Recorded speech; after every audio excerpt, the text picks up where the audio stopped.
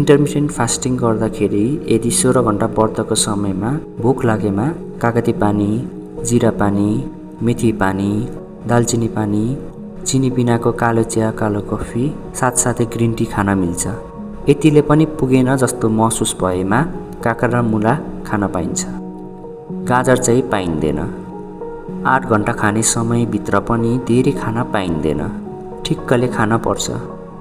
यदि त्यो 8 घण्टाको समयभित्र पनि केही खानु मन लागेमा नुन तेल कम भएको सब्जी, सलाद, ताजा सुप, घिउ निकालेको पातलो मोही, नरिवल पानी, कागती पानी जस्ता खानेकुरा खान पाइन्छ।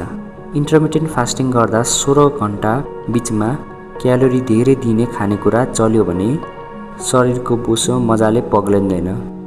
यदि इन्टरमिटेन्ट फास्टिङको बारेमा अझै जान्न मन छ भने यो भिडियो चेक गर्नुहोला र च्यानललाई सब्स्क्राइब गर्नुहोला।